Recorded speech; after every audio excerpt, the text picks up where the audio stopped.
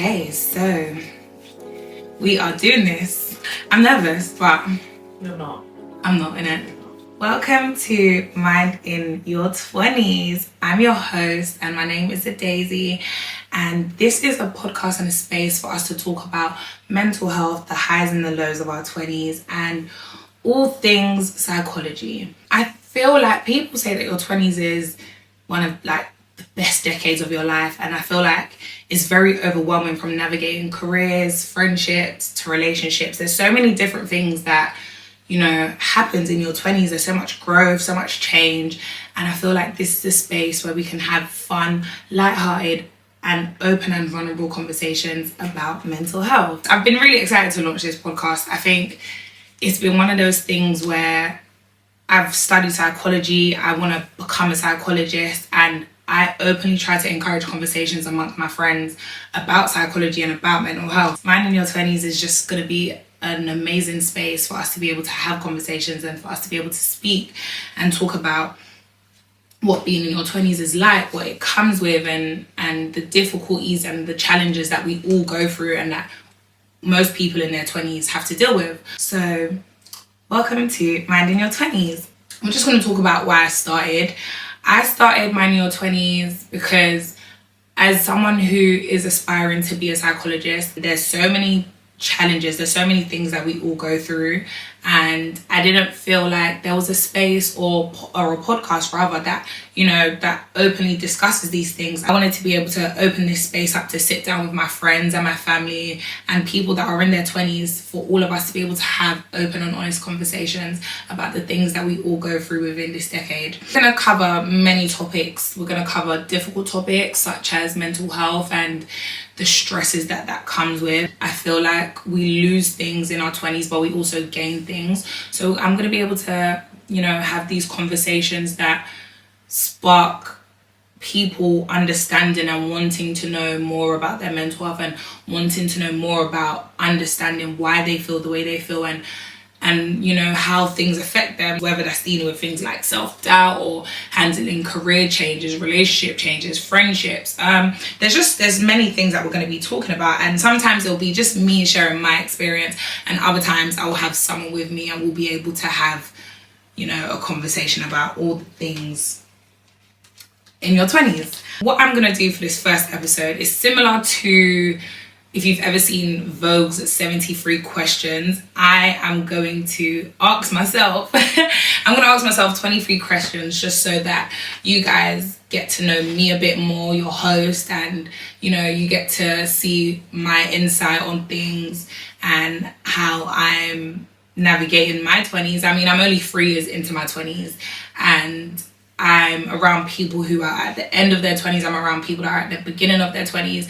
And I just feel like there's so many things that we've all dealt with, and there's so many things we've all gone through that share similarities, or there's some differences. But at the same time, I feel like within our 20s, we all go through similar experiences. And this is going to be a space where we're going to be able to discuss that. Sometimes it's hard, sometimes it's fun, but your 20s comes with a lot of different emotions and experiences. And I would just love to open up that space to be able to talk about these things. Let's get into question number 1.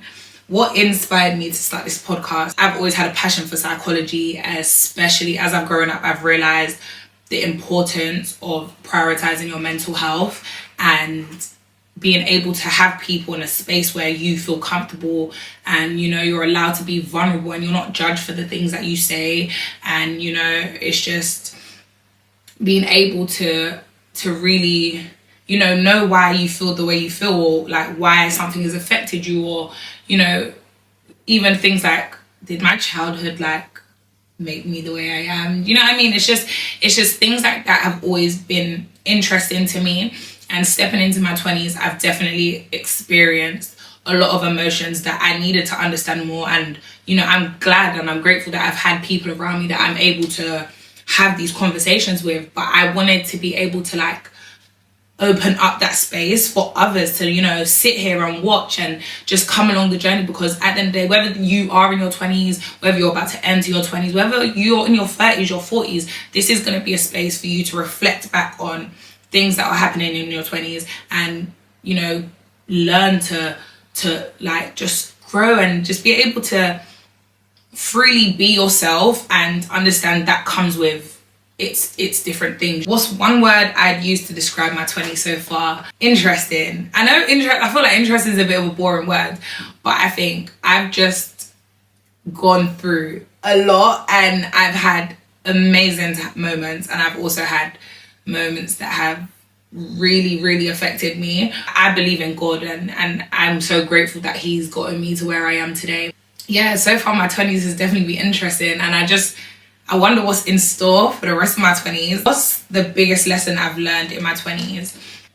If you believe in something, go for it. I think there's times where I've really doubted myself in things that I've wanted to do, especially like this podcast, because I know I'm interested in psychology. I know I really want to speak about mental health, but it's not an easy thing for people to do. So, but when you're passionate about something, I think it's, you know, you have to take that risk. You have to take that risk to see what the reward is for you. And I guess that's what I'm sitting here doing right now. What's something I wish more people talked about when it came to this decade? I guess like the challenges of it all, like, and how fast it goes. I feel like within your 20s, whether you're starting a new job, whether you've left uni, or whether you're in a relationship or you're leaving a relationship, there's just so many things that happen, and like it can get really overwhelming. And I think I wish more people, I guess, that have left their 20s, you know, they really, really are open about like how fast it moves, because I guess you shouldn't take these years for granted, but it moves so fast. Like I wish, you know, people told me like really, really enjoy the moment and the space that you're in right now, because in a blink of an eye, like maybe I'll be 30, not yet, hopefully, but soon enough. What's a piece of advice I'd give to my younger self? I think I told my younger self to try harder. I think I definitely, like, in terms of like in school, I got a bit comfortable and complacent, and I think that made me just be really laid back. And I knew from probably around like year 9 that I wanted to do psychology, and I think I would have told myself to just try harder in my studies, because although I wanted to do psychology, I originally wanted to do psychiatry, and I hated maths. So I wish I told myself to just try harder in maths, so that I would have been able to go to like med school, do like A-levels maths and biology, but I didn't do that. So yeah. What's my go-to way to clear my mind when I'm overwhelmed? Recently, my go-to way to like just chill myself out is genuinely, if it's not going to the gym, I'll probably call my friends and yap on the phone. I think I love a phone call, I love a FaceTime. So if I'm overwhelmed, that's probably what I'll do. But if it's not the gym or yapping with my friends, it will definitely be watching a series. I love series. I'm a series girl through and through. There's so many things I watch. And I'm currently watching a show called Children Ruin Everything on Netflix. And that's definitely made me think about my 20s, and am I going to have kids before 30? I've definitely like been thinking about that. What's one book or podcast or quote that has changed my perspective? I recently read a book called What Happened to You by Oprah Winfrey and Dr. Perry.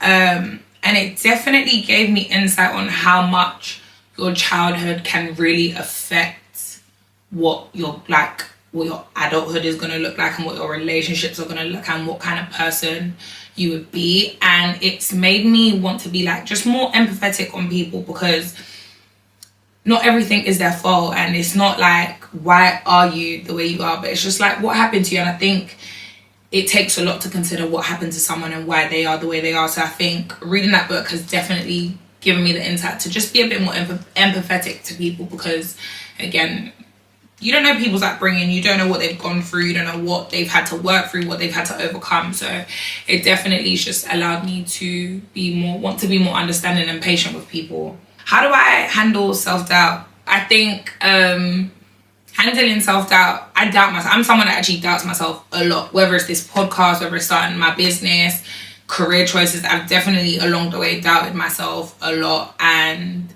it's been intense.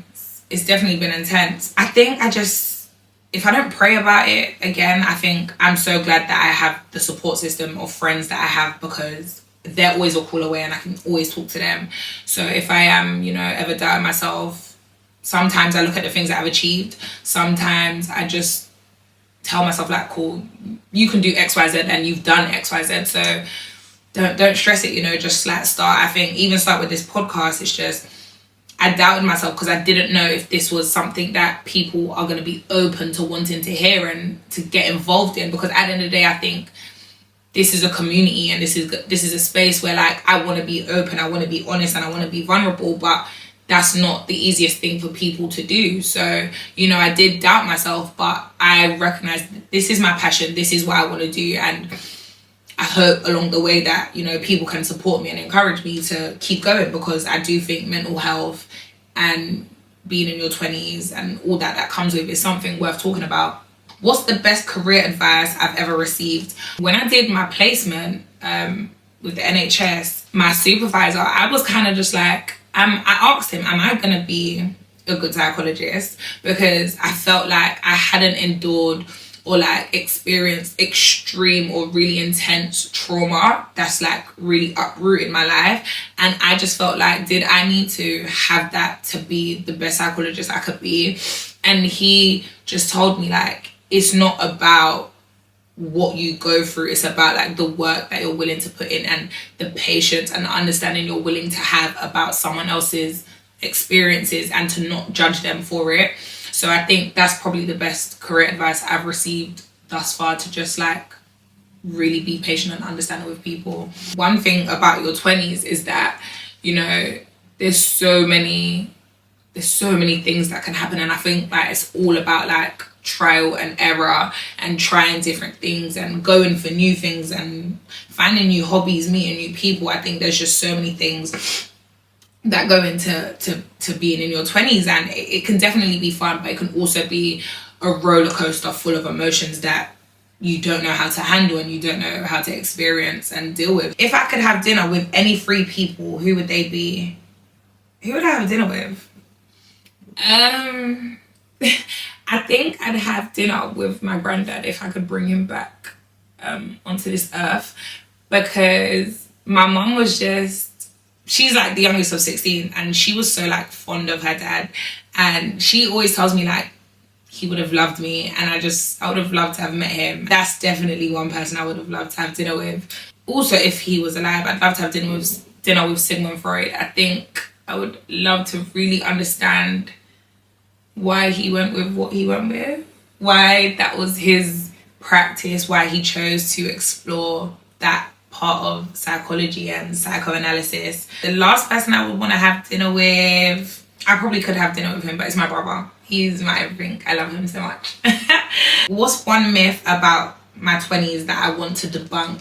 I feel like as girls or as women, we have this timeline of I want to have a job, and then I want to get married, and I want to have kids. And since I've started like my journey in my career,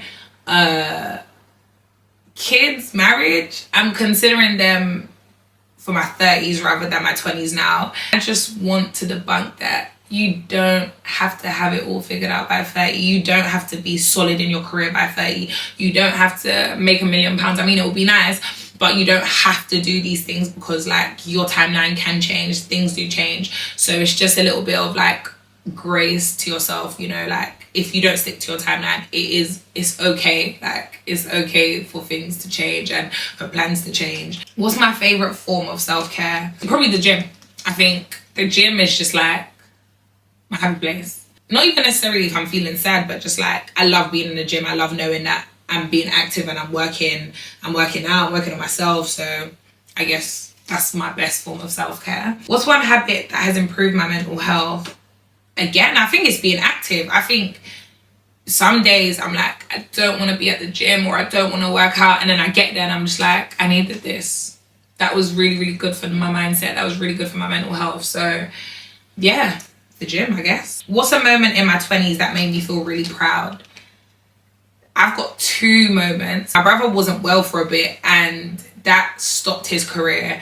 But like when he got that green light and I saw him get back on that pitch and play football again, I can't even express the level of joy that I felt when that happened. It was so like, and when I was there, I didn't know if I should cry or if I should just like be happy. I didn't cry, but it genuinely felt like, wow. One, God, there's nothing that God can't do. Two, when you see someone put in so much work into their passion and their craft and their purpose, it is such a beautiful sight. And it was just one of them things where I looked at my brother and I was just like, the strength that God has placed in you and the strength that you have, I need that. If I had an ounce of that, it wouldn't have even taken me this long to start this podcast. And as for myself, I think when I graduated from my master's, that was a really big achievement for me, because when I completed my undergrad, I felt like everyone's completed their undergrad. It didn't really feel like an achievement for her. I kind of just was just like, everyone goes to uni. But that's not the case. A lot of people dropped out. A lot of people don't even get the opportunity to go to uni. So when it came to my master's, I felt like, you know what, not everyone is doing their master's, not everyone goes this far. So I just was really proud of myself in comparison to like my first degree. That was definitely a personal experience of me feeling proud of myself. What's a mistake that I've made that turned out to be a great lesson? What's a mistake that I've made? I don't think I make mistakes personally. No, I do. We all do. But I'm trying to think. I'm not even sure. We might have to just come back to that, because I actually can't think right now. What's the biggest fear when it comes to my future? I think what I'm not necessarily fearful of, maybe just like a little bit anxious, because I guess things do change and you never know what can happen tomorrow. You don't know what's going to happen in 5 years. So I think my biggest fear is probably just like hoping it all works out. The time and the effort that I've put into 2 psychology degrees and going on this journey of becoming a clinical psychologist. It's just, I hope it works out, and I hope I love it. And I understand that it's a demanding field, it's a demanding job, but I just hope that, you know, your girl loves it, and I hope I'm a good psychologist and my patients love me. That's it. I don't want to be fearful of it. I want to be excited for it, regardless of like what that entails. If I could instantly master any skill, what would it be? I'd want to be like a mathematical genius. I think being good with numbers is like so good. I'm not bad with numbers. I'm just more of a words girl. In school, I was always English or science, as in biology. I hated chemistry. I hated physics. Tell a lie. I wish I could sing. Because if I could sing, then like it'd just be amazing. Because like singing is like everything. Music's everything. So no, I'm even lying. I think like if I could master any skill, I'd want to be able to play any instrument ever. What's one thing I'm currently working on to improve about myself?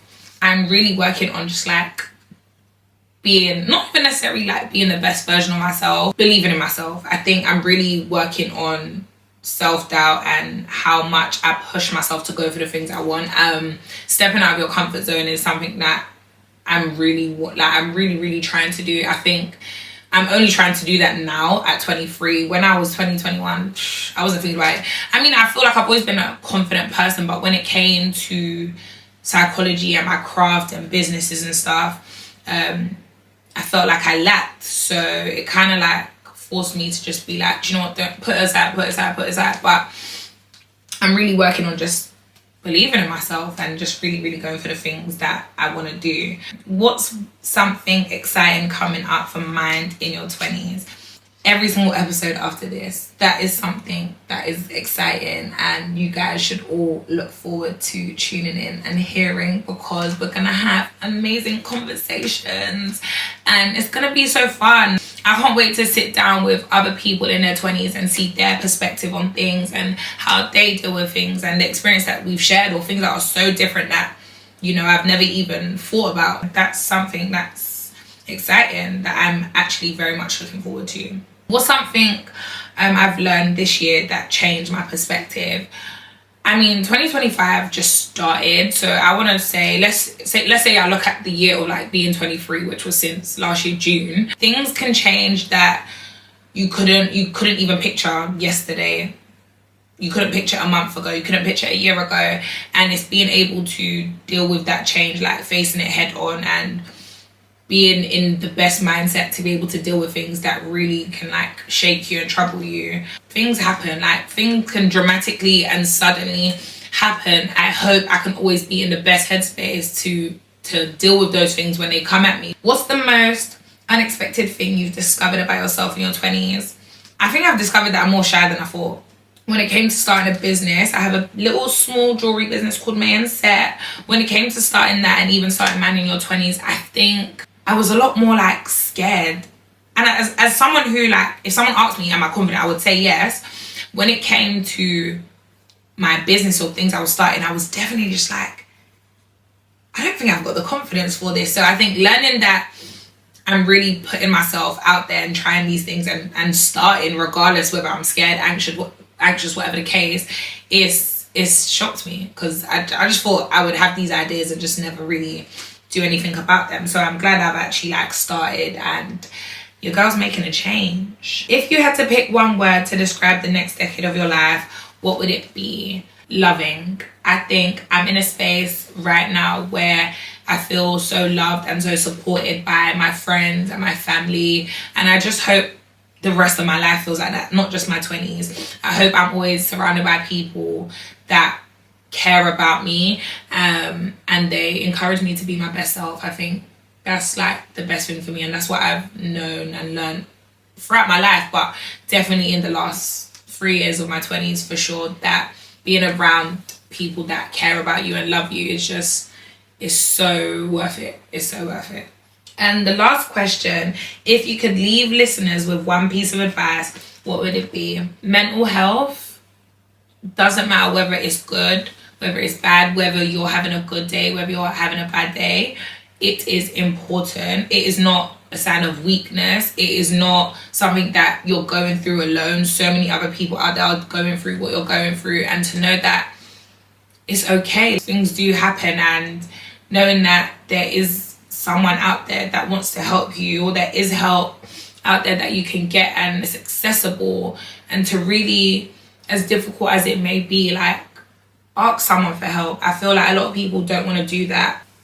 Someone is there to help you, and you don't have to go through what you're going through alone. And just to, round up, I just want to say, being in your 20s is a whirlwind of emotions, and things change. You lose people, you gain people, you strengthen friendships, you start new hobbies, you find new skills, you just navigate life. There's just so many things that happen within your 20s, and I want this to be a space for us to be able to just sit down and have these conversations. I hope you guys are willing to do that, to be a part of this community. Mind in Your 20s is going to be available on Apple Podcasts and YouTube, so I hope you guys subscribe, you listen, and we'll figure this out together. We will figure out our 20s together. So thank you, and welcome to Mind in Your 20s.